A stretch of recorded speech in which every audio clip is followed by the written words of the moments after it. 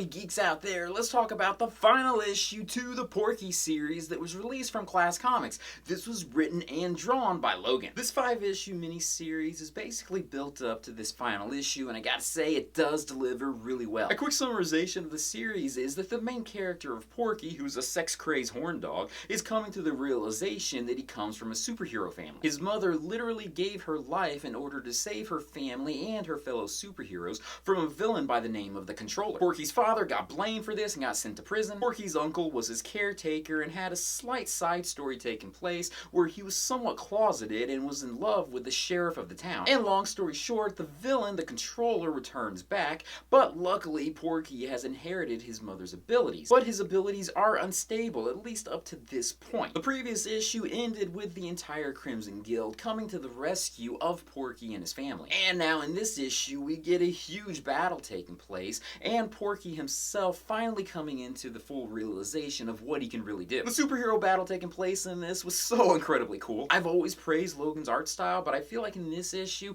he went above and beyond. I'm sure anyone that was reading this comic book series would predict that Porky would master his abilities, but still it was really satisfying to see him save the day. The series ends on a very optimistic note, and I'm hoping that it will continue on later. The idea of Porky joining the Crimson Guild and having future sex-filled adventures with them and taking on other villains is a series I would totally read. The sexual aspect of this final issue goes to a spot that I know some people find a bit taboo, but you know what? I appreciate it, and I'm glad that Logan put it in there. The series as a whole has a lot of that sexual nature put in there, but this final issue really does kind of cross that last barrier. If you get the deluxe digital version of this comic book, there is some extras at the end of this. There's some pinup art, as well as some of Logan's sketches as he was planning out each of the panels. This is such a spectacularly awesome series. I definitely recommend it, especially if you like superheroes and sexual escapades of a character that kind of pushes the boundaries of what's normal for any type of sexual comic books out there. I'll end this review at this point. Check it out when you get a chance. If you want to download digital versions of the entire series,